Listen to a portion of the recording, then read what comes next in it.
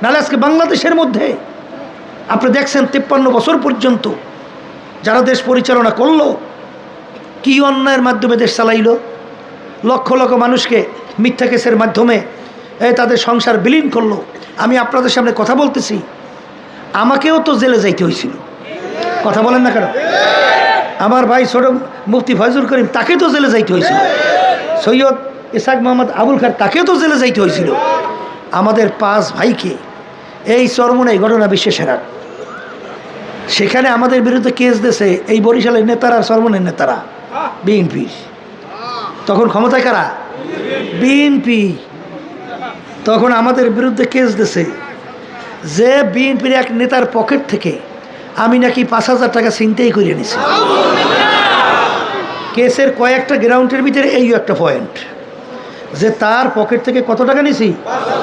এই যে বিশ্বের বাজারের ঘটনা, তখন আমি আসলাম বাড়ি, আমার চোখে অসুখ, কথা বলছেন, চাইতেও আমার কষ্ট হয়। তখন আমাকে কেস দিল, ফয়জমা একে দিল, আবুল খার একে দিল, জিএমএ একে দিল, এবার মুসাদ্দিবুল আল মাদানি কে দিল, 5 ভাই। আচ্ছা বলেন তো, এক বাপের 5টা সন্তান যদি জেলে যায় তখন এই বাপের অবস্থা কি? সেই মায়ের কলিজাটা কি করে? এই কেসের গ্রাউন্ডের উপরে এই বরিশাল আদালত, ম্যাজিস্ট্রেট কোর্ট আমাদের বিরুদ্ধে 5 বছর সাজা দিয়ে দিয়েছে ঘোষণা। 5 বছর সাজা রায় এই বরিশাল ম্যাজিস্ট্রেট। এখন বলেন তো কোন দেশে বসবাস করেন? কি বিচার আছে? আর একটু আসতে কন, আছে? হ্যাঁ, আচ্ছা, শেষ পর্যন্ত তো আমাদের বেল ক্যান্সেল, গেলাম জেলে। জেলে যাওয়ার পরে তো ওই মোটা রুটি আর ওই ডাইল তো খাইছি, কথা বলছে। ফজমেও গেল জেলে, আবুল খার হুজুরও গেল জেলে। এখন ওদিকে আমার আল্লাহর কুতুব আব্বাজান তো বোঝেন তো তার কলিজাটা কেমন করে। হ্যাঁ, খালি আফসোস করে, শব্দ ছাইড়ে দিয়া। আল্লাহর কুতুব বলেন দেখতেও যায় নাই, জেলে দেখতেও যায় নাই। বলছেন মালিক তোমার উপর সফর্দ করে দিলাম, বাস মালিকের সঙ্গে দিয়ে দেয় সফর্দ করিয়া। শেষ পর্যন্ত বরিশাল আদালত 5 বছর দিল সাজা। আমরা করলাম হাইকোর্ট, হাইকোর্টে আমাদের পক্ষে দিল রায়। তখন বিএনপি ক্ষমতায়, সঙ্গে সঙ্গে ওই রায় ভ্যাকেট করাইয়া আবার সিঙ্গেল বেঞ্চ বসাইছে সুপ্রিম কোর্ট, একজন বিচারক। আবার আমাদের 5 বছর সাজা বহাল, মানে আবার আমরা 5 বছরের সাজা প্রাপ্ত আসামি। এখন আমাদের কোর্ট আছে সুপ্রিম কোর্ট, ফুল বেঞ্চ, এছাড়া কোনো কোর্টও নাই। কিন্তু দেখেন বয়টা কোন জায়গায়, যেই বিচারক একজন আমাদের বিরুদ্ধে 5 বছর সাজা কি জারি রাখছে, সেই বিচারক কয়েকদিনের ব্যবধানে প্রধান বিচারপতি হয়ে গেছে। এখন আমরা যদি আপিল করি তাহলে করা লাগে তার কাছে। তবে আল্লাহ খাস মেহরবানি যে 5 জন বিচারক তো বসে, তখন আলোচনার পরে আল্লাহ সেই কোর্ট থেকে আমাদেরকে খালাস দিচ্ছে। এখন বলেন এই বিএনপি, আওয়ামী লীগ, এই জাতীয় পার্টি যাই বলেন, এগুলো করছে কি? বৈশে বৈশা এই মানুষগুলোকে জেলে দিয়ে জীবন শেষ করছে। এই দেশের টাকাগুলো বিদেশে পাচার করছে। এখনো চরমনাইতে কিছু আছে, এরাও এখনো এই বিএনপি করে, কথা ঠিক না? ঠিক, ওদের তো ঘৃণাই নাই। আর আমরা তো চরমনাই সন্তান মাটি, আমাদের কোনো মিথ্যা কেসের মাধ্যমে জেলে নিল। তাই তোরা যদি ঠিক মানুষ হও তাহলে সেই মিথ্যকদের, জালেমদের সহযোগিতা তোরা কিভাবে করো? কথা ঠিক না বা ঠিক? তবে একটা কথা আছে, আবু জাহেল তো আল্লাহর হাবিবের কথা কয় না, চাচা না? ও আবু জাহেল মার্কা ছিল, এখনো থাকবে, কিয়ামত পর্যন্ত আছে। তবে আমরা তো চাবো আবু জাহেল মার্কা একটাও না থাকুক। কি জোরে বলে, কথা ঠিক হবে? ও থাকবে, কথা ঠিক না? তাই যেই কথা বলতে চাইছিলাম, এই পথে নামার পরে বিপদে শেষ আছে? হ্যাঁ, জানের ভয়, কথা কয় না?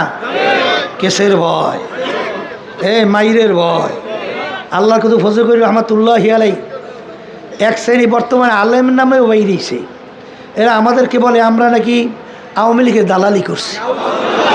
নাউযুবিল্লাহি মিন যালিক।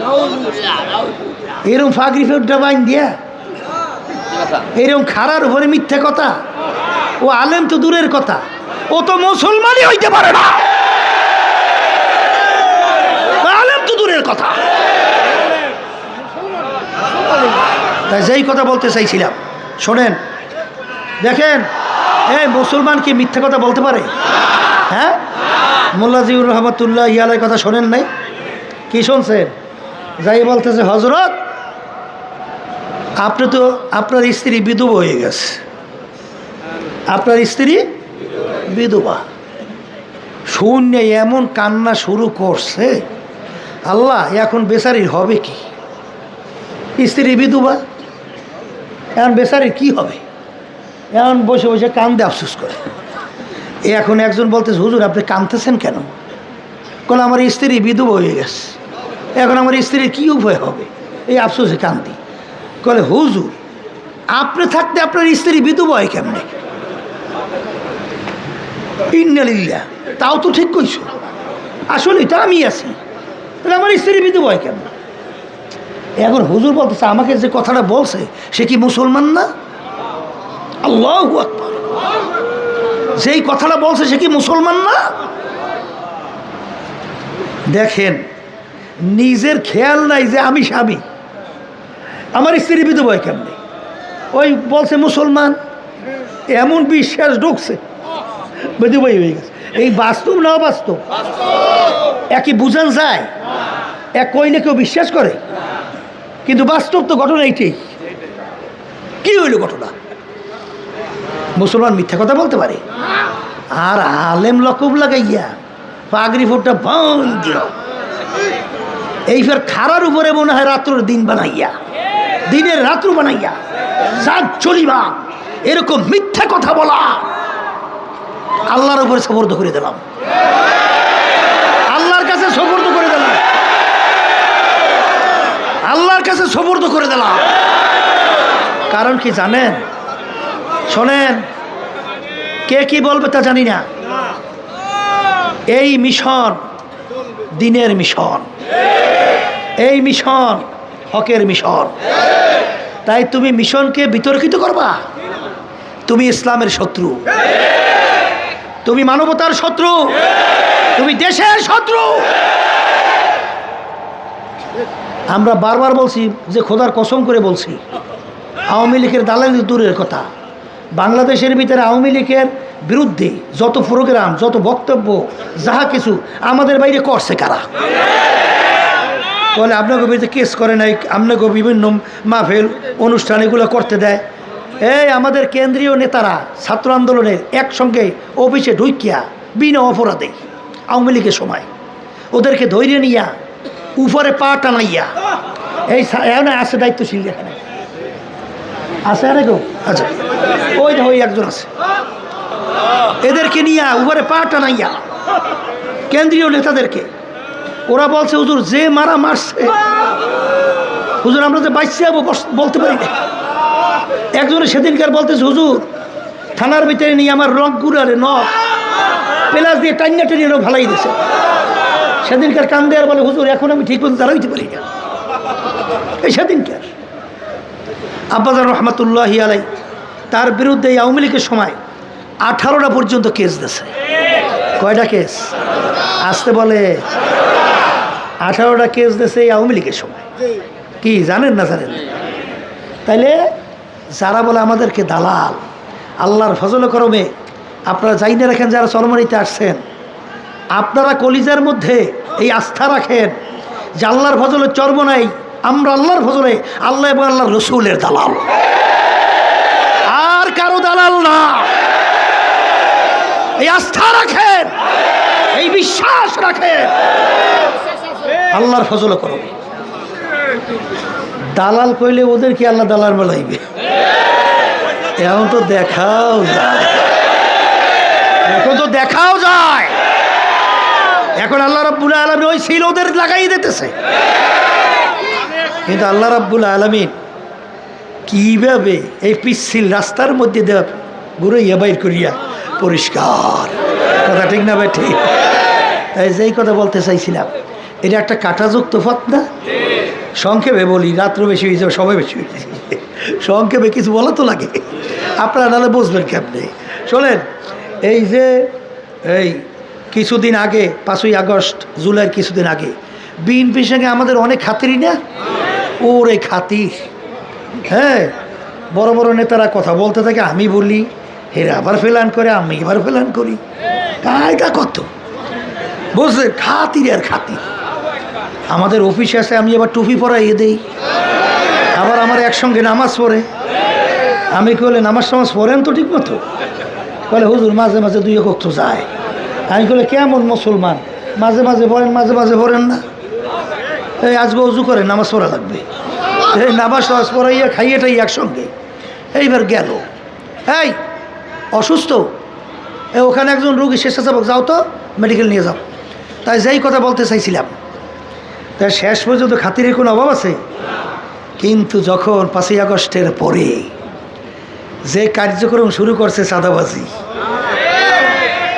ও আমি মনে ঠিক বলিনি, মুখ দিয়ে আসতে শব্দ বেরো, ভয় পাইতে কি শুরু করছে? চাঁদাবাজি, স্টেশন দখল, এই বিভিন্ন ঘাট দখল, এমনকি একটা পানের বিক্রেতা, কি কয় ওরে, পানের দোকান, ওই চাঁদার আওতার থেকে মুক্ত হয় নাই। আমি ওই কুমিল্লা যাইতে আছি, রাস্তার পাশে রহমতপুরীর বাসায় রাত্রে রয়েছে, বলছেন সব রহমতপুরি হুজুরে চেনেন না? ফল নিয়ে আসছে, জিজ্ঞাসা করি দাম কেমন? কলে হুজুর এত। আমি বলি এত দাম কে? কলে হুজুর যার থেকে ফল আনছি সে বলতেছে, হুজুর এই যে ফলের দোকান রাস্তার পাশে করি, দৈনিক 1000 টাকা করে চাঁদা দেওয়া লাগে। তা হুজুর আমি কামাই করি কয় টাকা? এখন আমার এই টাকা তো এই ফলের উপর দিতে হইবে। কথা ঠিক না বেঠিক? এখন এইটা কি ন্যায় না অন্যায়? এখন এই অন্যায় দেখার পরে চুপ থাকবো? নাহলে গঙ্গা শয়তান অমুকে বলে কি এখন বাইরান লাগবে? এখন তো বলা শুরু করছি, এই চাঁদাবাজির জায়গা বাংলাদেশে থাকবে না, এইটা বন্ধ করো, স্টেশন দখল বন্ধ করো, নিজেরা ভাগবাটার সমস্যায় বাজায় 200-র উপরে খুন করছো, বন্ধ করো, পাথর মারিয়া মারা বন্ধ করো, আইয়ামের জাহিলিয়াত আর এই বাংলার মানুষ দেখতে চায় না। যখন বলা শুরু করছি, এখন খাতির গেছে, এখন রাস্তার ভিতরে নামিয়া এখন বলতে আছে, এই কি নেশা খায় মিথ্যা কয়, নাউজুবিল্লাহ, মিথ্যা বলে নেশা খায়, পিসাব সর্বনাশ, নাউজুবিল্লাহি মিন জালিক। এবার কত ডঙ্করিয়া কয়, মিথ্যা বলে নেশা খায়, পিসাব সর্বনাশ, নাউজুবিল্লাহি মিন জালিক। আবার ওদের নেতারা ঘোষণা দেয়, পিসাব চরমনাইকে যেখানে পাইবে সেখানে সাইজ করবা, মানে মারিয়ে ফেলাও। বলছে না বলে নাই? এখন খাতির জমছে না? কি কথা কন না? না গেছে। কারণ কি? কারণ বোঝেন নাই? আল্লাহ রাসূল সাল্লাল্লাহু আলাইহি ওয়াসাল্লামকে এই আবু জাহাল মার্কারা স্বর্ণের চামিজ দিয়ে মুখে পালছে। আবু জাহাল বলছিল, এই ভাতিজা লালন পালন খুব ভালো কইরা, যত সহকারে কইর আমাদের বংশের জন্য গৌরব হবে। কিন্তু যখন আল্লাহ রাসূল সাল্লাল্লাহু আলাইহি ওয়াসাল্লাম ওদের অন্যায়ের বিরুদ্ধে জ্যান্ত মেয়ে সন্তানটাকে গর্তের ভিতরে ফেলাইয়ে চাপা মাটি দিয়ে মেরে ফেলায়, বংশক্রমে খুন, মিথ্যা জুলুম, এরপর শিরক, মূর্তি পূজা, আল্লাহ নবী যখন বলা শুরু করলো, এখন স্বর্ণের চামিজ তো দূরের কথা, এখন রাস্তার ভিতরে গর্ত খুঁজছে। কোন গর্ত বুঝেন তো? আল্লাহর হাবিবের ঘর আর আবু জাহিলের ঘর বেশি দূরে না, গেছেন না যারা হজে? আবু জাহিলের ঘরে ওখানে বানাইছে পায়খানা, প্রসবখানা, আল্লাহ হাবিবের ঘরে ওই জায়গায় বানাইছে কেতাবখানা, বিভিন্ন কেতাব না, মাঝখানে দূরত্ব বেশি না, ওর ভিতরে গর্ত করছে আবু জাহিলিয়া, এবং উপরে প্রলোভন দিছে এবং পাঠাই দিয়েছে, যাইয়ে বলো যে তোমার চাচা অসুস্থ, তোমাকে একটু দেখতে মন চায়, একটু দেখতে চায়। তাই রহমাতুল্লিল আলামিন দয়ার সাগর যখন শুনছে চাচা অসুস্থ কি করবে, আল্লাহ নবী সাল্লাল্লাহু আলাইহি ওয়াসাল্লাম নামে রওনা করছে। যেই গর্তে পা দেবে জিবরাইল আলাইহিস সালাতু ওয়াস সালাম পিছন দিয়া আল্লাহ রসুল দাঁড়া, আর সামনে পা দেওয়া যাইবে না, আবার ব্রেক ঘোরের ওদিকে যাওয়া যাইবে না। এখন আবু জাহিল ফাঁক দিয়ে চাইয়ে দিয়েছে, যেই দেখে আবার ঘুরিয়ে যাওয়া ধরছে, ও নামছে লাভ দিয়া ধরবে, আইসে নিজেই গর্তের মধ্যে পড়ছে। কথা বুঝছে? এখন গর্তের থেকে তো আর উঠতে পারে না। কলে আমাকে যদি গর্তেতে উঠাইতে চাও আমার ভাতিজাকে আনো, গতি নাই। আল্লাহ সাল্লাল্লাহু আলাইহি ওয়াসাল্লাম আইসা কেমন দয়ার সাগর আবার সেই গর্তের ভিতর থেকে উঠায়। এখন কি শত্রু না মিত্র? কথা কয় না? কি করছিলি কি আল্লাহ রাসূল সাল্লাল্লাহু আলাইহি ওয়াসাল্লাম? ওদের অন্যায়ের বিরুদ্ধে, জুলুমের বিরুদ্ধে, মিথ্যার বিরুদ্ধে, খুনের বিরুদ্ধে যখন নাকি আল্লাহর হাবিব সত্য কথা বলছেন, হক বলছেন, এক আল্লাহর উপর ঈমান আনার দাওয়াত দিয়েছেন, তখন বন্ধুত্বের পরিবর্তে শত্রু। তা আল্লাহর কুতুব চিন্তা করছেন যে এই পথ তো পিছিল, এই পথে নামলে তো বিপদের শেষ নাই, এমনকি ঘরে স্ত্রী বেকায়দা হয়ে যেতে পারে। কথা ঠিক না? আত্মীয় স্বজন উল্টো হয়ে যাইতে পারে। কিন্তু আল্লাহর কুতুব বলছেন যে আমি পুরা মুসলমান খাঁটি হইয়া কবরে যাইতে চাই। দিনের কোনো একটা অংশ আমি বাদ দিয়ে কবরে যাব, আল্লাহকে জবাব দেবো কি? এই জন্য এই পিচ্ছিল কাঁটাযুক্ত পথ আল্লাহর কুতুব বাইসে এই পথে হাঁটা শুরু করছে। কথা ঠিক না? হাঁটতে যাইয়া কেস, হাঁটতে যাইয়া সেই বগুড়ায় শেরপুরে তার গাড়ির উপরে আঘাত কইরা আল্লাহর কুতুবের গাড়ি কাজ পর্যন্ত ভেঙে ফেলাইছে। কি বগুড়ার মানুষ শেরপুরে আছেন তো দুই একজন, ওই দেন বুঝলেন তো ঘটনা। এই এরপরে হুজুরদের কাছে এসে দোয়া চাইবে, এখন দেন না কত হুজুরের কাছে যায় না, কত কয়টা দেয়। আবার একটা টুপি মাথার ভিতরে গাড়িয়া, এ এখন বিরাট আলেম হইয়া এইবার হুজুর দরবার দরবার দৌড়ে না, আসতে কয় দেয়। এই দৌড়ে না, দৌড়ে না, দৌড়ে বিভিন্ন খায় দেয়, সুযোগ নেওয়ার জন্য চেষ্টা করে না, করে তো, কিন্তু সর্বনাই ডরের সে ডুবাইবে না। কথা বলছে? এই তাইলে আমার তো জন্য সমস্যা না, কথা কয় না কা? হ্যাঁ, আল্লাহর কুতুব বলছিলেন এগুলো শুনাইয়া দেয় ইমান মজবুতের জন্যে।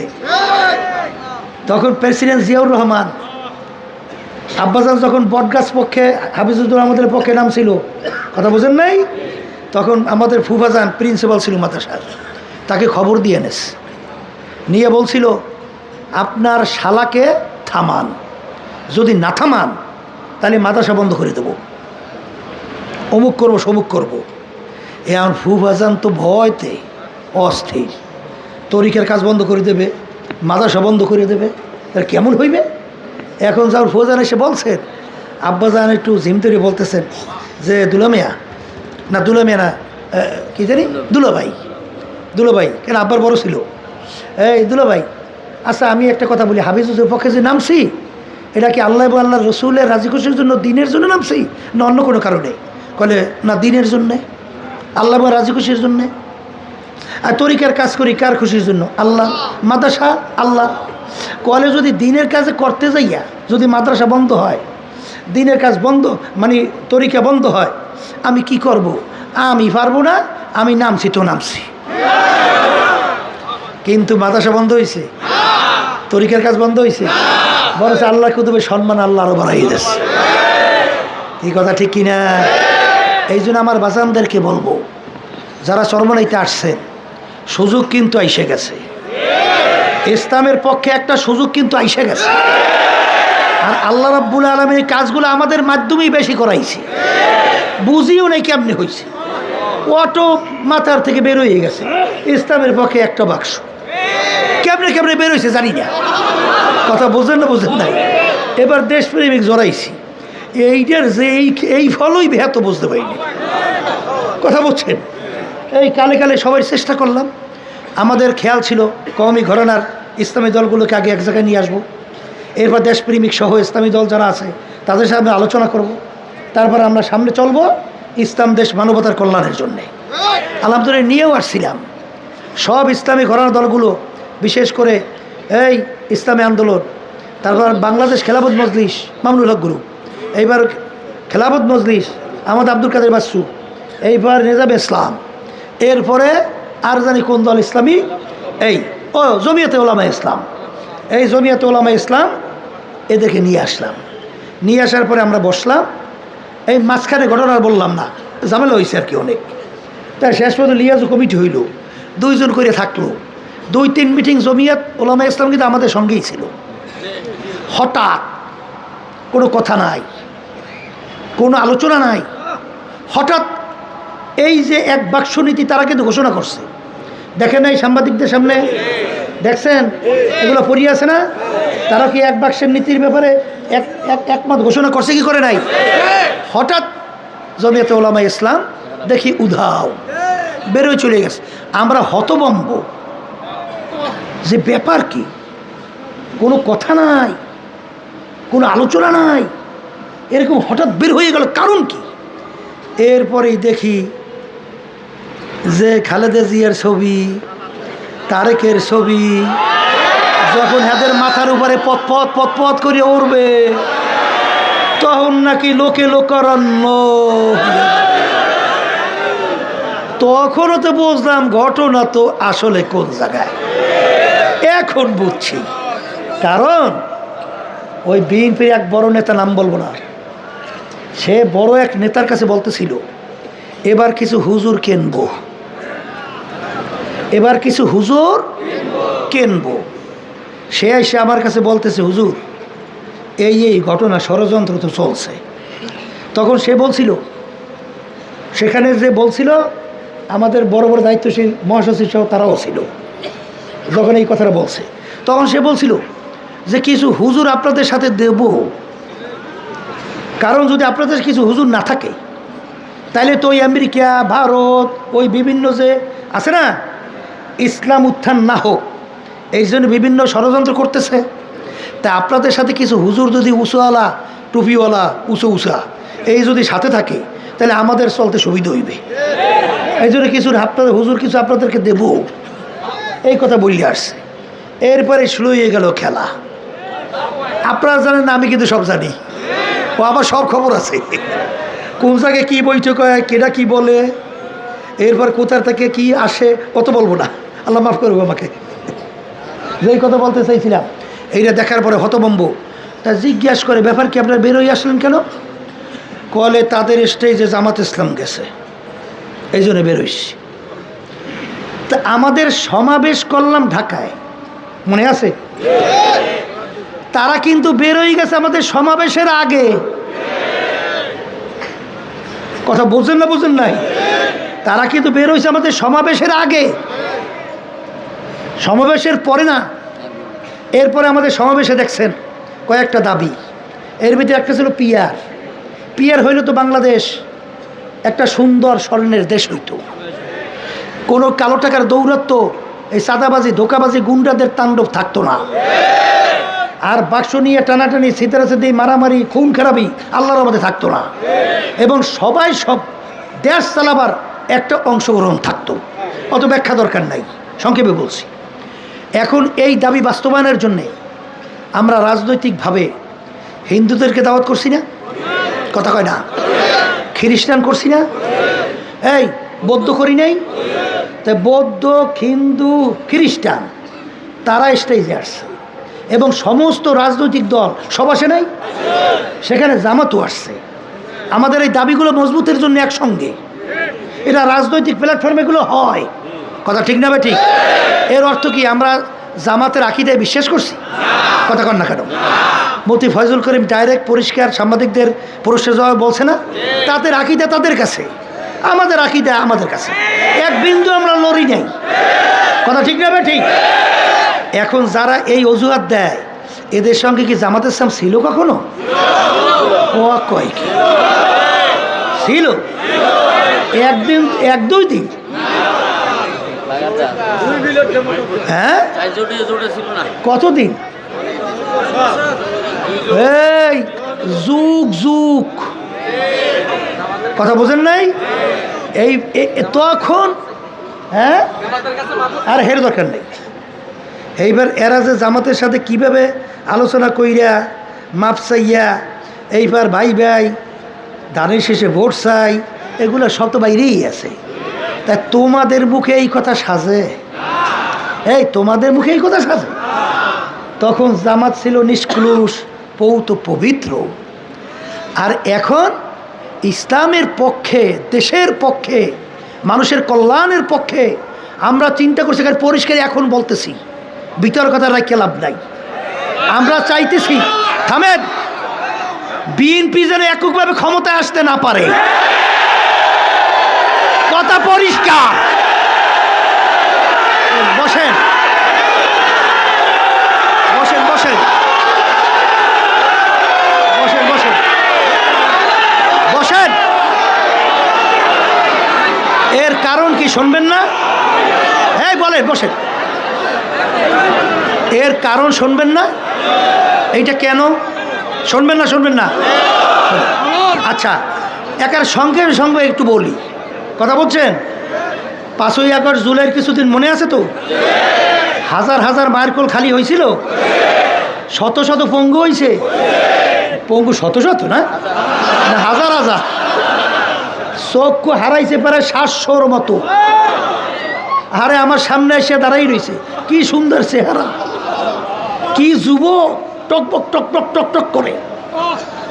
ওদিকে আমার সামনে দাঁড়াই রয়েছে 3-4 জন, চোখে দেখে না, চিরতরে চক্ষু হারাই ফেলছে। আর কোনোদিন দেখবে বলে জানি না। আল্লাহ থেকে দেখার তৌফিক দান করে। হায় হায়, এই হাজার হাজার উদীয়মান মেধাবী সন্তানগুলো আমাদের বাংলাদেশের ভবিষ্যৎ, হাফেজ, অনেক আলেম, আজকে এই অন্যায় প্রতিবাদে, দেশকে রক্ষার জন্যে, আজকে বৈষম্য দূর করার জন্যে, আজকে আমরাও তো সেইগুলির মুখে নামছি। কেন নামছি? এই দেশটার জন্যে, ইসলামের কল্যাণের জন্যে, মানবতার কল্যাণের জন্য। কথা ঠিক কিনা? কিন্তু এখানে কিন্তু ডালমে কুছ কালো হয়, কথা বলছেন? সেখানে অভ্যুত্থানের সরকার, প্রেসিডেন্ট থাকলে সংবিধান জারি, সংবিধান বিলুপ্ত হয় না। আর প্রেসিডেন্ট না থাকলে সংবিধান। তাই প্রেসিডেন্ট সরানোর ব্যাপারে আপত্তি জানাইছে কারা? আস্তে কয়, আর একটু আস্তে কয়। আচ্ছা, তো এই যারা গণ অভ্যুত্থান করছে, এই অভ্যুত্থানের এটা কি চাহিদা না উল্টা? আচ্ছা, গেল গেল। আচ্ছা, এরপরে আমাদের দাবি কি ছিল? মৌলিক সংস্কার। কথা বলে না? কি সবার দাবি ছিল? আচ্ছা, আমরা সবাই নামছি মৌলিক সংস্কারের জন্যে। এরপরে দৃশ্যমান বিচার। এই যে এতগুলো মানুষ মাইরে ফেলাইলো, এই দেশেটাকে পাচার করলো, পঙ্গু হলো, আয়নাগার হলো, পিলখানা হলো, এগুলো বিচার লাগবে না? এটা সবার দাবি কিনা? আচ্ছা, তাই সংস্কার, দৃশ্যমান বিচার। আচ্ছা, এরপরে হইল জাতীয় নির্বাচন। কথা ঠিক? এই তিনটাই তো। আচ্ছা, আপনারা কি দেখছেন? সংস্কার এবং দৃশ্যমান বিচারের চেয়ে জাতীয় নির্বাচনের অগ্রাধিকার দেশে কারা? আমি কিন্তু বিএনপির নাম বলি নাই, আমি কিন্তু বলি নাই। আমার আবার গালি শুরু করবে। আমি কিন্তু বলি নাই। কারা কারা? আচ্ছা আচ্ছা, এখন বলেন, এই বিচারটা দৃশ্যমান না হোক, মৌলিক সংস্কার না হোক, আওয়ামী লীগ আবার ফিরিয়ে আসুক, এইটা চায় কারা?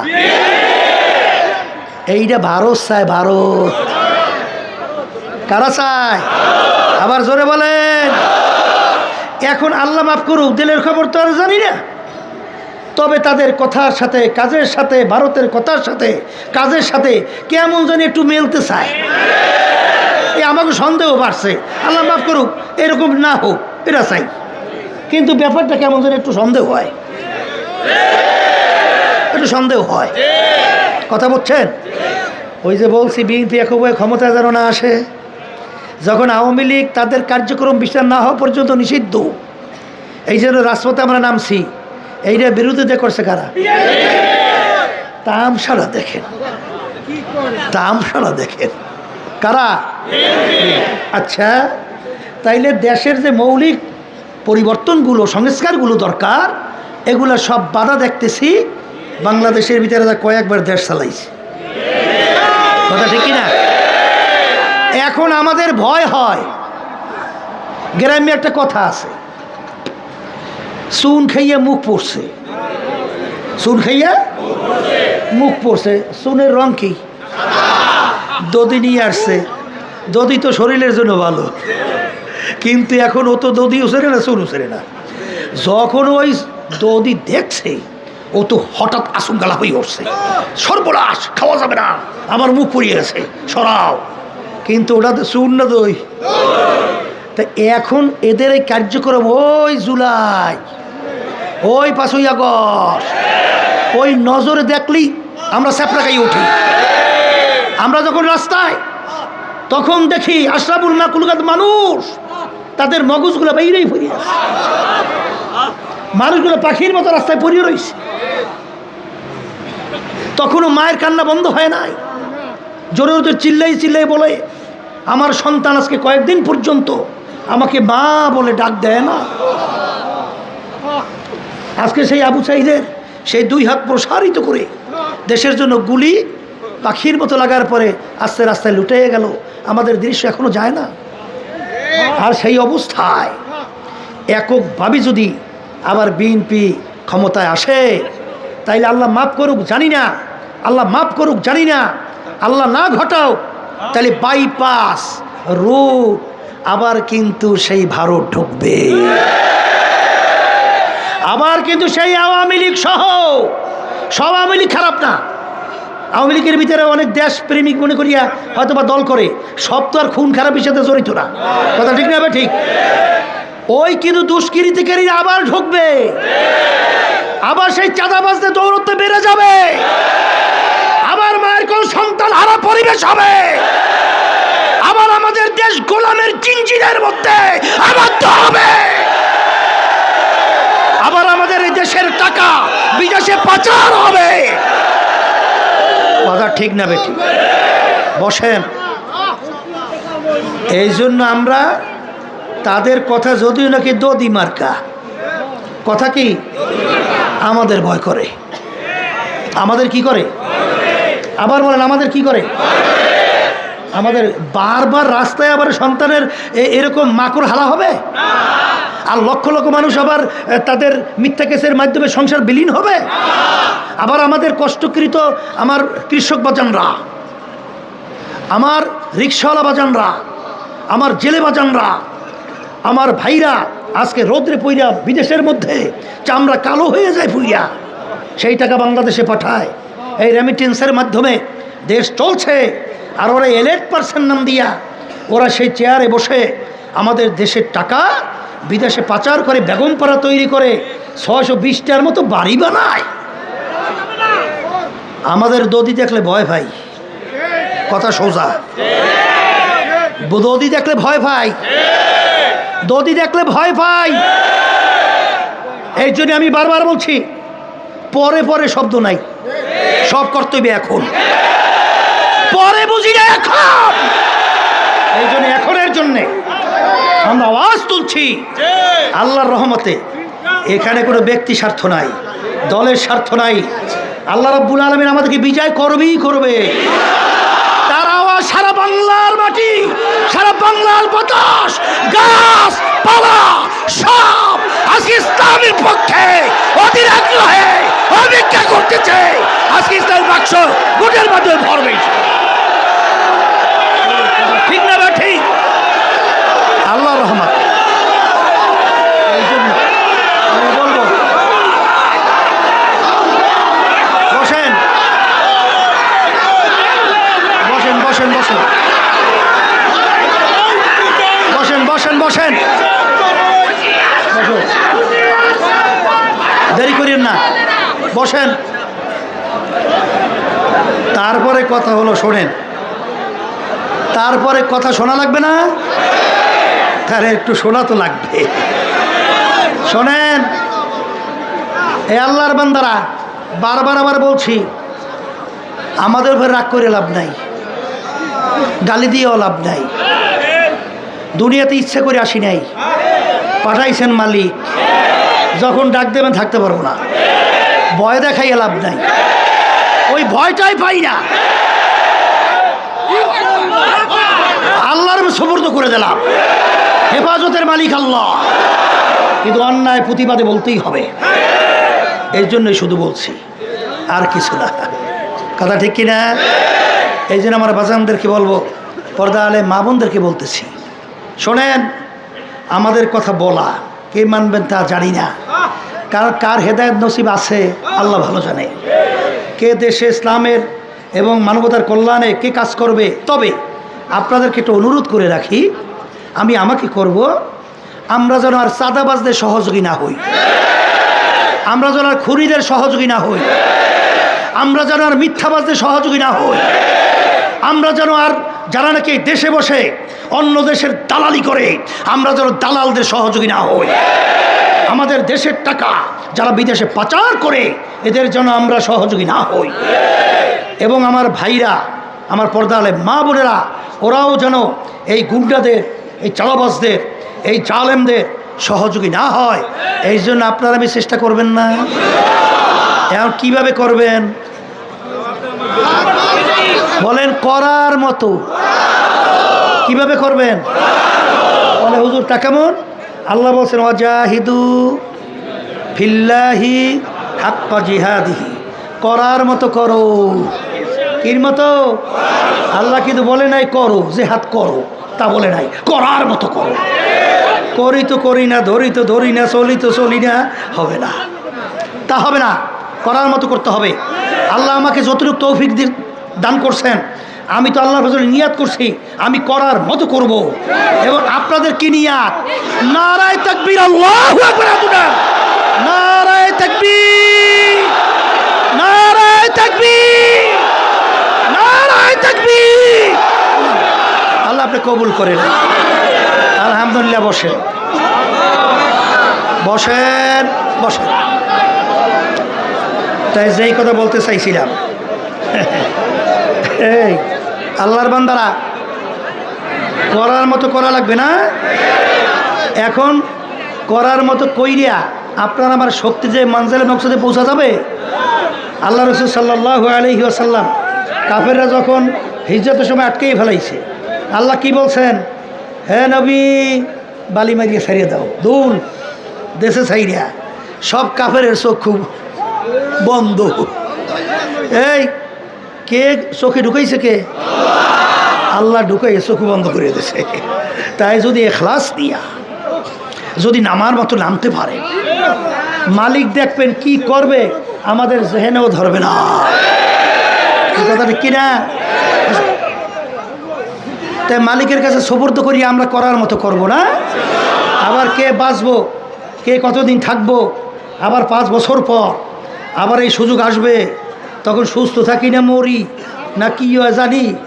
এখন যখন আল্লাহ সুযোগ সামনেই নিয়ে আসছে, এই সাধ্য শক্তি অনুযায়ী আমরা চেষ্টা করব, নিয়ত তো করছি, আল্লাহ আপনি কবুল করে নেন। এখন আল্লাহর কাছে সুপুর্দ করিয়ে দেন। এই সাফর দাম্বা তুমা আয় খেসেরা তুদানি হিসাবে কামবে সেরা।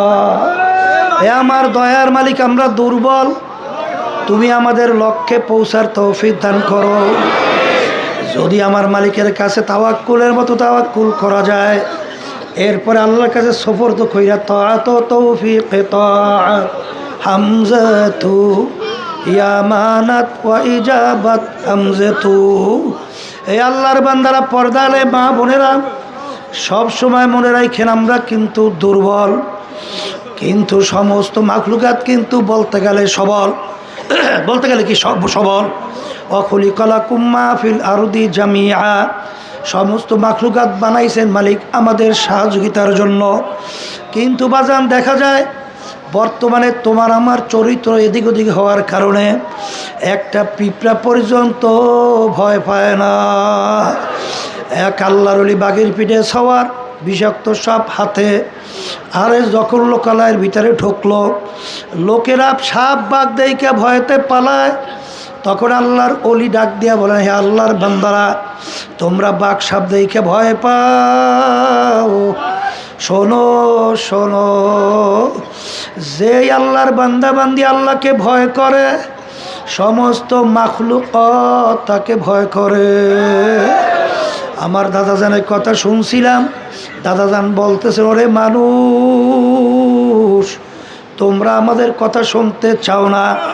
একটা গরুকে বলল, গরু কথা শোনে। দাদাজান দূরে একটা গরু বান্দা ডাক দেয়, গরু আসো। গরুর রশি ছিঁড়া দাদাজানের সামনে হাজির। তখন দাদাজান বলে, দেখো গরু পর্যন্ত কথা শোনে। এই জন্য আমার বাজানদেরকে বলবো, পর্দারে মা বোনদেরকে বলবো, বাজান আমার মালিক তো কিয়ামতের ময়দানে বান্দাবান্দিকে মাফ করার জন্য ওসিলা তালাশ করতে থাকবে। আমাদের আমলে ত্রুটি কোনো শেষ নাই। আমলের দিকে তাকাইলে জাহান্নামের বেরি তো লাগেই রয়েছে, জাহান্নামের শিকলের বেরি তো লাগবে। কিন্তু আমার মালিক তো মাফ করার জন্য ওসিলা তালাশ করবে। যদি কিয়ামতের ময়দানে উঠতে পারি আর বলতে পারি, ইব্রাহিম আলাইহিস সালামের ঘটনা, নমরুদ যখন আগুনে ফেলাইল, ব্যাং বারবার পানিতে লাফ দেয়, পানি ঢোক গেলে উঠতে পানি আগুনে প্রসাব করে, আবার পানি শেষ পানিতে লাফ দেয়, ঢোক গেলে আগুনে প্রসাব করে। ব্যাং তোমার পানি তো আগুনের কাছেও যায় না, এতটুকু পানি দ্বারা তো আগুন নেবেও না। ব্যাং তুমি এরকম কেন বারবার করো? ব্যাং উত্তর দেয়, আল্লাহ এবং তার খলিল ইব্রাহিম দেখো, আমি ব্যাং তাদের পক্ষে। এই জন্য হাদিসের ভিতরে আসলা তাকতুলু দেবদা, তোমরা ব্যাংকে মাইরো না। ইব্রাহিম সাল্লাম আগুন নিবাইতে ব্যাং সহযোগিতা করছিল। আগুন কিন্তু আগুনের কাছেও পানি যায় নাই, সহযোগিতার কারণে আল্লাহর হাবিব নিষেধ করেন। কাকলাস বারবার আগুনে ফু দেয়, আগুন জ্বলেও না, কাছেও যায় না। কেন করো? যে নমরুদ এবং তার দলেরা দেখু আমি তাদের পক্ষে। এক বাড়িতে মারলে 100 নেকি আমলনামা জমা হয়। এ কবরের যাত্রীরা, এ আল্লাহর বান্দারা, পর্দার আড়ালের মা বোনেরা, কি আমল নিয়ে মালিকের দরবারে যাব? ত্রুটির কোনো শেষ নাই। তবে যদি এইটা নিয়ে যেতে পারি, মালিক যখন জিজ্ঞাসা করবো, রেজাউল করিম কি নিয়ে আসছো, আব্দুল করিম কি নিয়ে আসছো, রহিমা খাতুন কি নিয়ে আসছো, যদি বলতে পারে মালিক কি আনছি তা বুঝি না, তবে আমি তোমার পক্ষের লোক। এতটুকু যদি বলতে পারি, মালিক তোমার পক্ষের লোক, পক্ষের লোককে কেউ বিপদে ফেলায় না। তোমার আমার গুনার কোনো শেষ নাই। মালিকের রহমতের দরিয়ায় জোশ মারবে, আমার মালিক ডাক দেবে, পক্ষের লোক, আমার দরের লোক, আসো আসো আসো, তোমাদেরকে আমি বিপদে ফেলাবো না, তোমাদেরকে চিরস্থায়ী শান্তির জায়গা বেহেশতে মেহমান খানায় যাও জায়গা দিয়া দিলাম। বাজান এই জন্যই তো যত কিছু চিল্লাচিল্লি দৌড়াদৌড়ি। এ আল্লাহর বান্দারা, পর্দালের মা বোনেরা, আল্লাহর কুতুব চিল্লাইয়া কবরে চইলা গেল। আল্লাহর কুতুব কিন্তু ওই গাদার মতো চিনির বস্তা টানছে, স্বাদ পায় নাই। আমরাও কিন্তু আল্লাহর ফজল করবে ওই চিনির বস্তাটাই নিয়ে যাব, স্বাদ দরকার না। কিয়ামতের ময়দানে যেন বলতে পারি, মালিক তোমার দিনকে রাষ্ট্রীয় পর্যায়ে পৌঁছাবার জন্যে, আল্লাহ জালেমদের থেকে তোমার বান্দাবান্দীদেরকে রক্ষার জন্যে, এ আমার মালিক আমরা চেষ্টা সাধ্য অনুযায়ী করছি। এতটুকু যদি বলতে পারি, আমার মালিক তো রহমানুর রহিম, আমার মালিক তো দয়ার সাগর, আমার মালিক তোমাকে আমাকে বিপদে ফেলাবে না। এই জন্য আমার বাজানদেরকে বলবো, উদখুলু ফিস-সিলমি কাফা, দিনের ভিতরে পুরা ঢোকা লাগবে, দাওয়াত লাগবে, তালিম লাগবে, তাজকিয়া নফস লাগবে, জিহাদও লাগবে। আর বাজান অনেকে আমরা দেখা যায় নিজেদের আপোষের ভিতরে ব্যবহার অনেকের ভালো না। আল্লাহ আমাকে আমাদের সবাইকে মাফ কইরা দেন। বাজান আসলে মুসলমানদের পরিচয় আল্লাহ রাব্বুল আলামিন কোরআনুল কারীমের ভিতরে বলেন, ওয়ায়ুসিরুনা আলা আনফুসিহিম ওয়ালাউ কানা বিহিম খাসাসা। আল্লাহ রাব্বুল আলামিন বলেন মুসলমানদের চরিত্র হলো নিজের স্বার্থের চেয়ে তার অন্য ভাইয়ের স্বার্থের অগ্রাধিকার দেয়। বাজার আমরা যখন আল্লাহর কুতুবের যখন এই রুহানি সন্তানদেরকে দেখতাম, তাদের যে একজন আর একজনের প্রতি কি মায়া,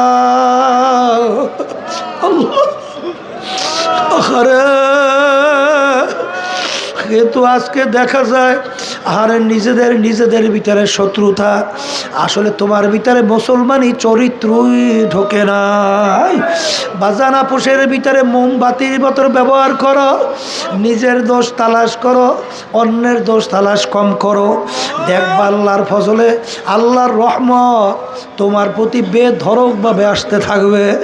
আর সম্মানের মালিক আল্লাহ, ইজ্জত দেওয়ার মালিক আল্লাহ।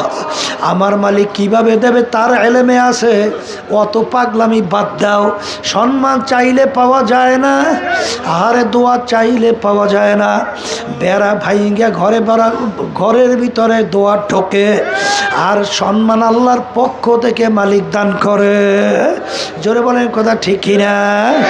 ওই যে আব্বাজান প্রায় শুনাইতেন, বাজান আমি তো ফজলুল করিম চিন্তাও করতে পারি নাই, আমি তো এত অসুস্থ এবং বয়ানও করতে জানতাম না, কিন্তু আল্লাহ রাব্বুল আলামিন তো করাইতেছেন, করতেছি। আর এমন সম্মান মালিক দান করছে, না জানি কিয়ামতের ময়দানে আমার মালিক অসম্মান না করে। এই কথা বলে আল্লাহর কুতুব আল্লাহ মালিক আমাদেরকে দুনিয়াতে সম্মানিত বানাইলে।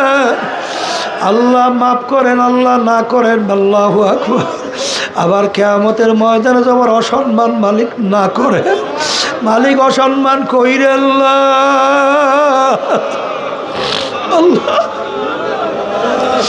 আল্লাহ সব আপনাতে সফর দখল।